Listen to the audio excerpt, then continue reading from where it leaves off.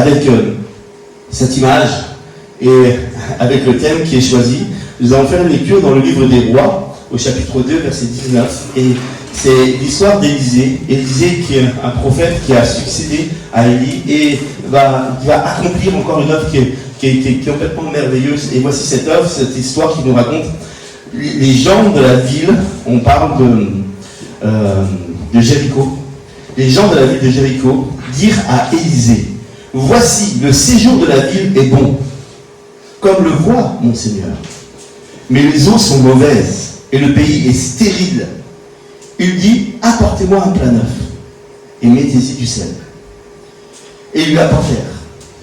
Il alla vers la source d'eau et il jeta du sel et dit: ainsi parle l'Éternel, j'assainis cette eau, il n'en proviendra plus ni mort, ni stérilité. Les eaux furent assainies jusqu'à ce jour, selon la parole qu'Élisée avait prononcée. Amen. Ça prend tout un sens. Ce texte, avec tout ce qui est dans mon esprit et tous mes souvenirs qui arrivent là. On est sur une région où on pourrait dire très bien la même chose. Le séjour de la ville est bon. On est bien chez nous. On est bien à Saint-Tropez, on a du soleil, il y a tout ce qu'il faut, cette ville, et c'est magnifique, on a une vision des choses, on est envié dans le monde entier sur l'endroit où on est. Mais on sait très bien que nous sommes dans une situation telle Jéricho l'est. Tel Jéricho l'a été. C'est une histoire que je voudrais mettre en parallèle avec cette histoire du bon samaritain. Vous connaissez l'histoire du bon samaritain? L'histoire du bon samaritain, c'est un homme qui partait de Jérusalem en direction de Jéricho. Il part de Jérusalem en direction de Jéricho. La direction est importante. Jérusalem, c'est le lieu saint. Le lieu non saint, le Saint-Tropez de l'époque, c'est Jéricho. Là où il y a les belles soirées, c'est Jéricho. Là, le lieu saint, et il part dans ce sens-là. On quitte quelque chose de saint pour aller en direction de Jéricho. Et c'est sur ce chemin-là que cet homme va se faire attraper par des brigands. Il va se faire mettre nu. On lui a pris tous ses vêtements, et puis on va le fracasser, on va le laisser pour mort au sol. Cette histoire, elle est folle de méchanceté, de ce qu'il peut y avoir. Et puis, on va voir que finalement, la direction de nos vies peut avoir ce que je vis aujourd'hui pour prendre un sens dans la direction de la vie. Quel est le sens de votre vie? Est-ce que vous partez de Jéricho pour aller vers le lieu saint? Ou est-ce que vous partez du lieu saint pour aller vers Jéricho? Et je pense qu'il y a vraiment une direction que l'on doit faire attention dans notre vie. Quelle direction je prends? Quelle direction je décide? Je suis libre de tout choix. Et c'est ça qui nous donne la capacité d'évangile, c'est de pouvoir nous ouvrir les yeux et nous donner la liberté de choisir, enfin choisir. Et ne pas être assujetti par le péché ou par les choix de ce monde, mais non, je fais le choix. Et aujourd'hui, je vous dis, je vous demande, et comme je me pose la question en faisant ce texte, en préparant ce message, quelle est ma direction? Je vais vers où? C'est quoi là? Vers quoi je m'envoie? J'arrive en fin de saison, on va arriver sur l'été, on va arriver sur les vacances, on va arriver sur un peu de détente, un peu de dormir, un peu de croiser les bras. Et il est dit, la disette te surprendra dans la vie. Hein. Mais c'est exactement la même chose qui peut nous arriver. Et je crois qu'on doit veiller sur nos vies et sur nos choix et sur les directions que l'on prend dans notre vie. Il faut vraiment y veiller. Nous sommes seuls responsables de ce que nous vivons aujourd'hui. L'état dans lequel nous sommes ne dépend pas des autres. Ça dépend de nos choix à chaque fois. Et cet homme donc fait comme ça. Mais en partant, on voit bien que le monde et les gens qui vivent autour ne sont pas de notre côté. Nous marchons à contre-courant. Nous savons bien que quoi que ce soit qui se passe, nous sommes sur une terre et nous sommes dans un monde où l'ennemi et le prince de ce monde, c'est l'ennemi. Et c'est lui qui régit les lois de ce monde. À partir du moment où moi-même, je décide de rentrer dans la propriété de Dieu, en étant ambassadeur, donc dépendant de la loi du ciel, je peux marcher dans ce monde sans aucune crainte. Mais tant que je régis sous la loi de ce monde et du prince des ténèbres qui gît sur cette puissance-là, sur cette planète, sur cette terre, c'est lui qui s'occupera de moi. Je dois choisir. Ou je suis un ambassadeur, donc je vis et je régis sous la responsabilité de mon ambassade qui est dans les cieux, mais c'est cette loi-là qui s'applique sur ma terre, ou je vis sous les lois de l'ennemi qui, lui, va faire ses choix dans la mienne. Aïe, aïe, aïe. Ça, c'est pas bon. Et ça, c'est là le choix. Et cet homme est là, il va se faire dépouiller dans le bon samaritain. Et la première chose qu'ils vont faire, c'est lui ôter ses vêtements. Ça nous parle un peu comme le fou de Gadara qui est nu et dans les sépulcres en train de se blesser, en train de se faire du mal à son corps. Et tout. On va déjà enlever tout ce que tu représentes. La première chose, c'est ton habit de lumière. La première chose, c'est ta tunique blanche. C'est la sainteté qui est sur toi. On veut te défaire de tes affaires, on veut te défaire de ce qui fait ta propre identité. Et ça, c'est l'ennemi de nos âmes veut systématiquement nous enlever notre identité, notre intimité avec Dieu. Et le vêtement représente ça. Ça représente aussi le vêtement, la fonction.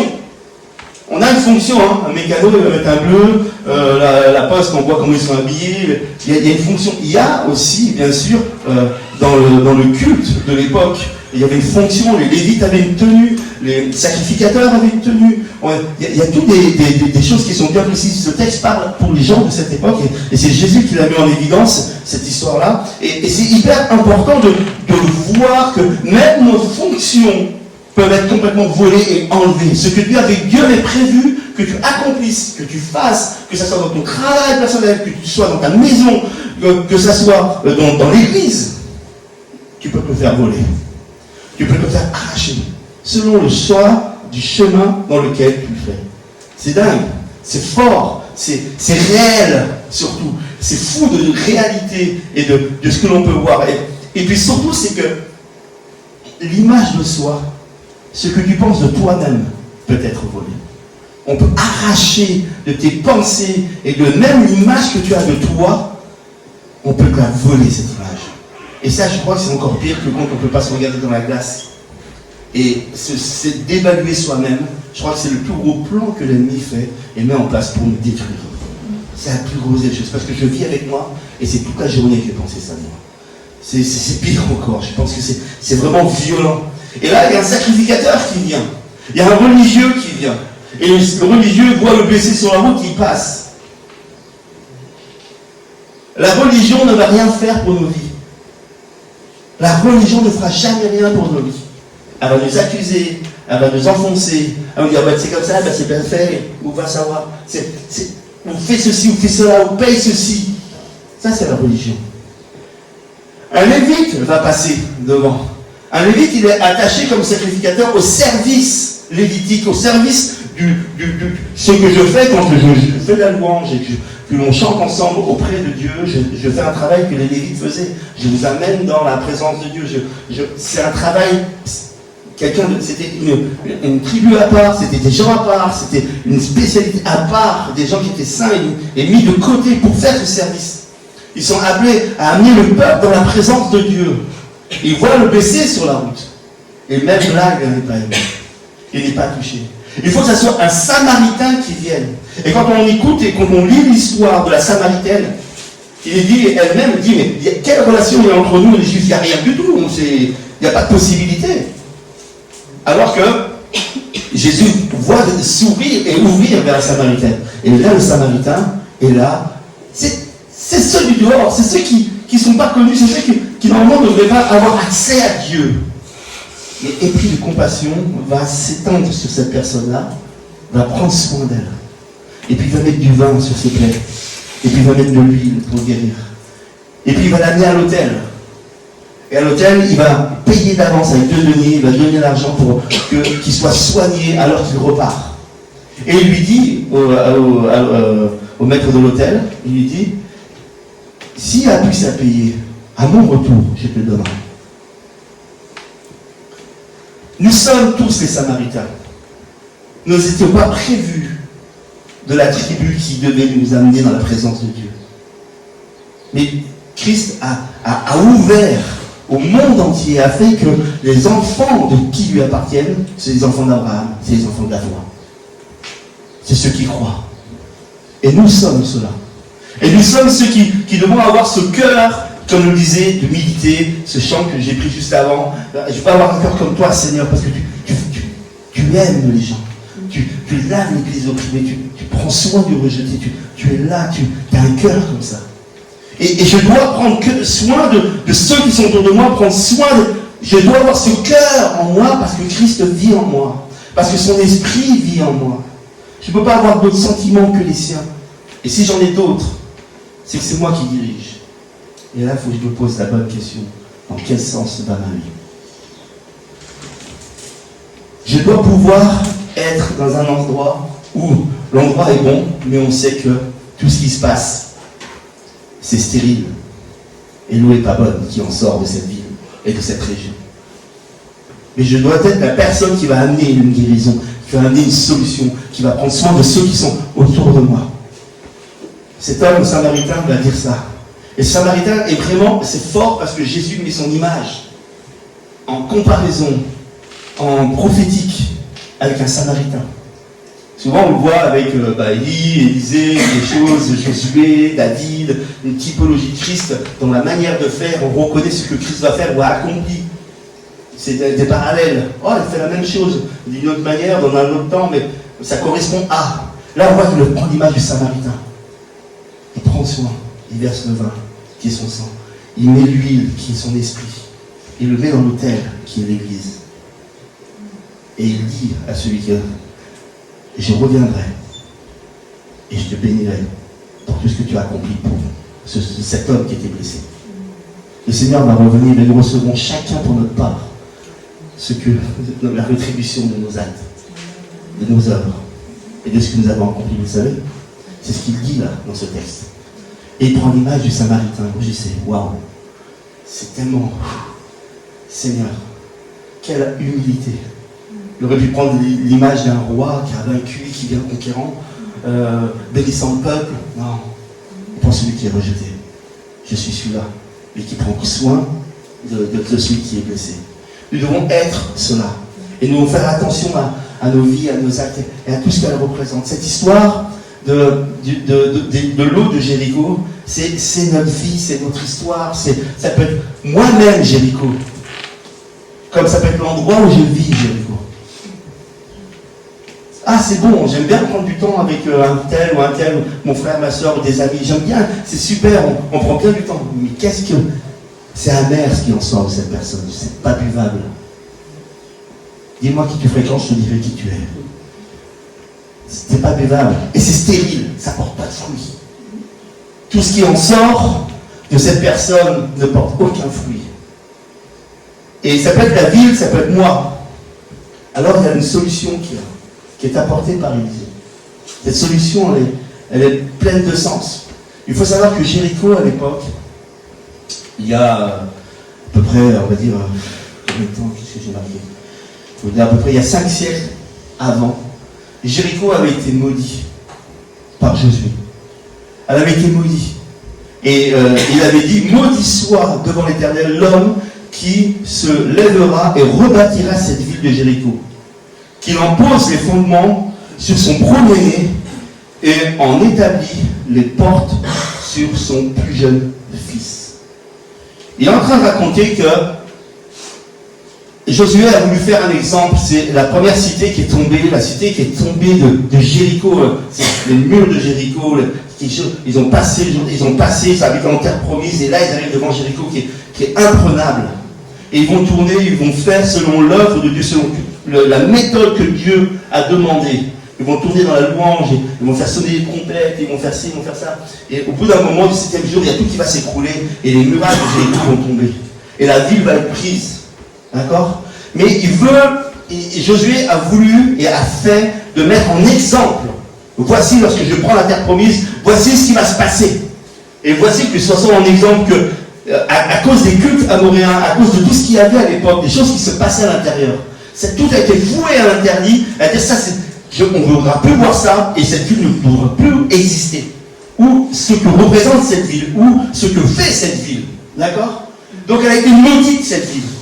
Et quelques temps plus tard, 5 siècles plus tard, c'est quand même pas quelques temps, ça fait quand même pas mal de temps, deux rois vont la remettre en place et vont recréer cette ville. Ils vont la remettre en place. Et la folie de ces gens, de ces hommes, c'est complètement fou de voir ce qu'ils ont fait. C'est qu'ils sont prêts à sacrifier leur enfant pour rebâtir cette ville. Ils ont sacrifié leur premier-né, leur plus jeune. Ça a coûté la vie de leurs enfants pour reconstruire un truc immonde. C'est fou, hein? C'est fou. Et bien souvent, lorsque je retourne en arrière, lorsque je veux recréer des choses que j'ai connues dans le passé, alors que je suis parti du bon côté de Jérusalem, je venais de Jéricho, je pars à Jérusalem, mais j'ai voulu reconstruire des choses que j'ai connues dans le passé parce qu'elles me faisaient du bien, et je veux rechercher qu'est-ce que je suis en train de détruire. Le fruit de mes entrailles. Puisque j'ai conçu, je vais le perdre. Et c'est exactement ce qui se passe là, dans cette image. Et là, ça a été reconstruit, et waouh! Mais il n'y a rien qui peut faire. À 10 km de Jéricho, il y a quoi? Il y a la mer morte. Et tout est un endroit salé, c'est pas bon, les sources sont salées, il n'y a rien qui sort de bon de Jéricho. Parce que l'eau est vraiment mauvaise. Vous comprenez ça? Le sel, il y a des bonnes propriétés pour le sel et des mauvaises propriétés pour le sel. Aussi bien, c'est très... Quand une ville était complètement détruite, à l'époque de Josué, une fois qu'il avait tout rasé, il remplissait le tout de sel. Vous voyez? Pour assainir et puis pour faire mourir tout. En fait, ça tue tout, hein. La mer morte, elle est vraiment morte, hein, vous savez. Puis à son âme. Mais elle est vraiment morte. Mais le sel a un autre symbolisme aussi. Jésus nous dit, vous êtes le sel de la terre. Mais si le sel perd sa saveur, avec quoi sera-t-elle salée ou assaisonnée? Voilà. Nous sommes le sel de la terre. Le sel a quand même des agents purifiants qui donnent du goût, qui protègent. Hein? Il y a quand même beaucoup de choses que le sel fait de bien aussi. Et on voit que ce que Élisée va accomplir, c'est dans un endroit de sel, il va mettre du sel. Donc on se rend compte que c'est pas le sel qui a un pouvoir. Parce que s'il mettait autre chose encore pour concurrencer le sel, c'est une pense, toi. Mais c'est pas ça du tout. Ce qui fait la différence, c'est qu'il prend un plat, il demande un plat et un plat neuf. Un plat neuf. Et c'est le fait de mettre le sel sur le plat neuf qui va faire la différence. Et qui va faire le miracle. Et l'annonce qui va dire, je purifie cette eau, il n'en sortira plus aucune mauvaise. L'annonce qui a été faite, plus rien de stérile, ça va vivre. Et le plat neuf fait exactement ce que la proposition que David a faite tout à l'heure, c'est une préparation au baptême. Le plat neuf, elle est là. Le plat neuf, il est là. Tu dois vivre et naître de nouveau pour que le sel en toi porte une autre valeur, une autre faveur, une autre puissance, quelque chose qui va amener non seulement la vie, dans la ville où tu te trouves, mais aussi dans ta propre vie personnelle, afin qu'il y ait quelque chose, une soif, une source d'eau qui jaillisse, mais aussi une puissance qui s'y rattache, une guérison personnelle, une transformation, un miracle, vivre quelque chose de waouh, quelque chose qui nous dépasse. Mais il faut ce plat neuf.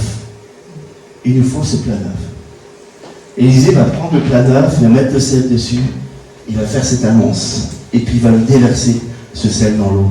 Et à partir de là, c'est fini. Cette source existe encore aujourd'hui. Vous pouvez la visiter si vous y allez. Vous pouvez boire de cette eau aujourd'hui encore. Elle existe réellement. Et c'est fabuleux de voir tout ce qui s'est pu amener comme floraison, comme fruits, comme légumes, comme choses, tout ce que ça peut amener comme nourriture à tout ce qui est autour. Il nous faut ce plat neuf dans notre vie. Il nous faut ce plat neuf dans chacune de nos vies.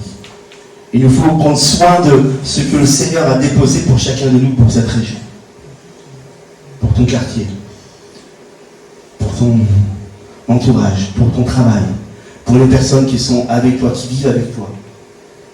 Tu dois amener une source nouvelle, une source pure, une source qui porte un fruit inégalé. Inégalé. Nous sommes dans la saison de cela. Et le Seigneur, c'est ce qu'il veut pour chacune de nos vies. Et peut-être on se dit, qu'est-ce que je fais là et pourquoi je suis là, et ne cherche pas à savoir pourquoi tu es là. Cherche à savoir ce que tu dois faire là. Et si tu es ce plat neuf, il y a quelque chose qui peut prendre place. Il y a quelque chose qui peut prendre place. La guérison de cet homme qui a été blessé sur le chemin, qui est là lorsque le Samaritain là. Qu'est-ce qu'a fait cet homme? Je suis sûr que relevé, il en a relevé d'autres. Guéri, il en a guéri d'autres. Je suis sûr qu'il a appliqué ce qu'on lui a appliqué à lui-même. Faites aux autres ce que vous voulez qu'on vous fasse. C'est exactement la même chose. Ce matin, je n'ai pas d'autre chose à vous proposer que de montrer vos plats. Mettons-nous dans les grands plats. Quels sont les plats? Et si ce n'est pas neuf, et s'il fallait le reconstruire, c'est ce matin qu'il faut le faire. Et ce matin, le Seigneur nous appelle à ça et à visualiser cette chose. Que l'été est là devant nous, les belles choses sont là devant nous. Le séjour est bon, mais l'eau est mauvaise. Mais ce n'est pas fini. Nous pouvons changer ça. Et notre responsabilité, elle est là. Nous sommes ces Samaritains ce matin. Nous sommes ces personnes-là. Nous sommes les bons Samaritains. Nous pouvons faire ce qu'il faut pour que cette région change. Mais ça commence à changer moi. Moi, je dois commencer à changer. Moi, je dois commencer à être nettoyé. Moi, je dois commencer à être purifié. Moi, je dois être ce plat neuf. Alors ce matin, si vous voulez bien, qu'on puisse prier juste pour cela ensemble et pour notre région. Ça vous dit?